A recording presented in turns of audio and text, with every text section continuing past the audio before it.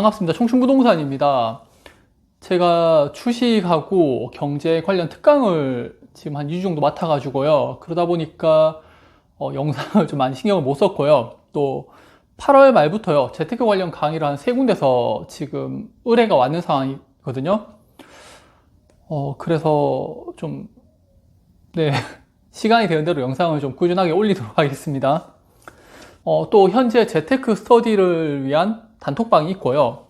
그와 별개로 매물 관련 단톡방을 운영할 예정입니다. 영상 아래 보시게 되면은 매물 관련 영상은 누구든지 쉽게 들어오실 수가 있습니다. 그냥 상품 소개하는 그런 방이 될 거예요. 그럼 중국 부동산 연쇄 부도가 왜 우리나라의 호재인지 설명드리겠습니다.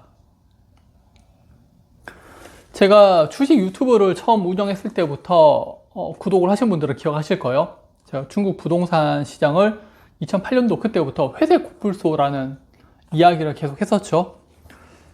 중국 부동산이 위험한 이유 중에 하나가요. 그림자 금융이라고 해서 일반적인 금융권이 아니라 뭐 사채라든지 그 외 지하 경제 같은 그런 금융들이 있었는데 그게 제도권이 아님에도 불구하고 금융부채가 상당히 심각한 수준이었다라고 하면서 데이터 등을 보여드렸었죠.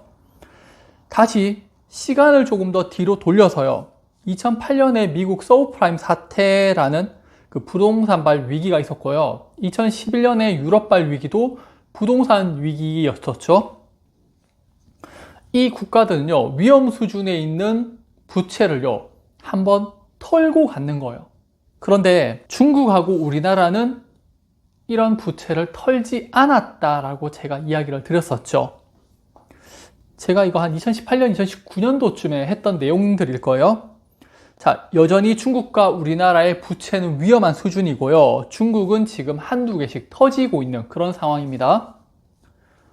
지난 헝다에 이어서요, 이번에 비구이 위안이라는 부동산 개발하고 아파트를 공급하는 기업인데 회사채 2건 300억 원을 갚지 못해서 유동성 위기에 빠지겠다고 이야기가 나와요.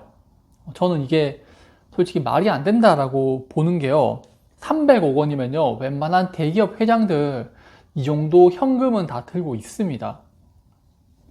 그리고 지급 유예 기간을 한 30일 준다고 하니까 충분히 막을 수 있는 수치죠. 네, 결국 1년 내에 상환해야 할 부채가 17조 원. 이게 저는 문제라고 보고 있는 거거든요. 자, 중국 정부가 수수방관한다고 하고 막아줄 생각이 없다고 하고요. 참고로 우리나라는 새마을 금고를 그냥 막아줬죠.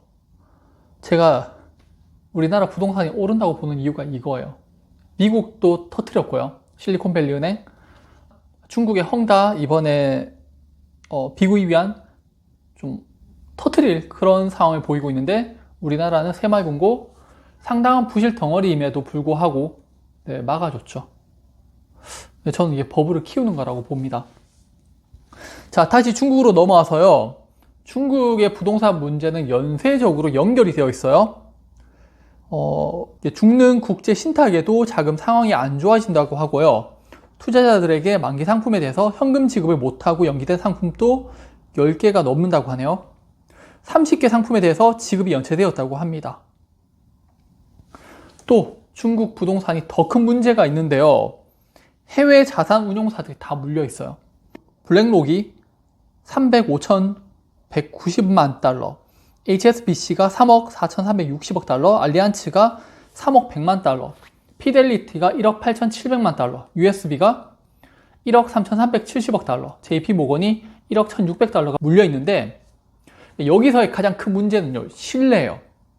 자, 중국 정부에서 나몰라라 해서 해외 투자자들에게 손실을 끼치면요, 해외 투자자들은 중국 부동산 기업에 투자를 하지 않겠죠. 수익률은 낮고 손실을 날 확률이 훨씬 더 많이 올라가니까 투자를 꺼려하게 되고 자금을 회수하게 되는 겁니다. 우리 외환위기 때 경험을 봤잖아요. 한번 부도가 나기 시작하니까 돈을 그냥 다 가지고 가버리죠.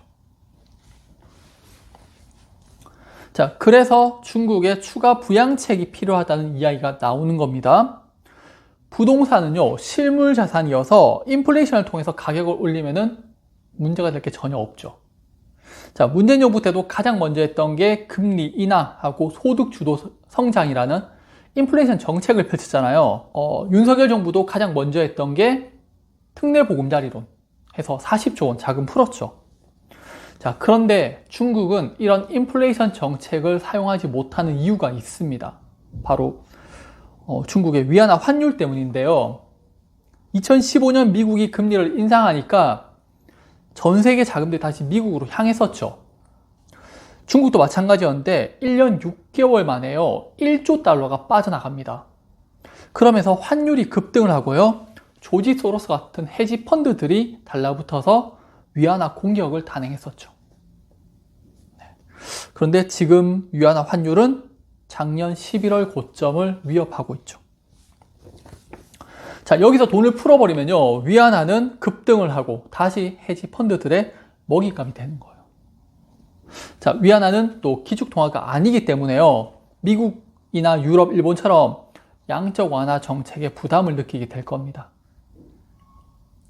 그럼 왜 우리나라의 기회냐면요, 만약 문재인 정부 때처럼 친중 정부였다면 저는 상당히 심각하다고 이야기를 했을 건데, 윤석열 정부는 바로 이제 미국에 붙었죠. 결과가 이거예요.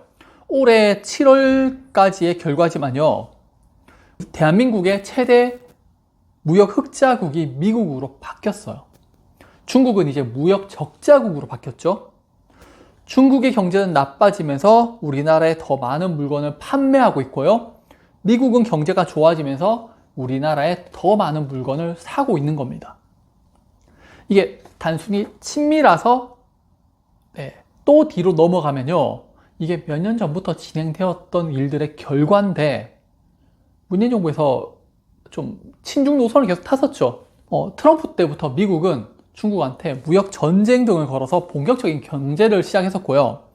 2011년에는 쿼드라는 동맹체를 만들어서 중국을 에워쌌죠.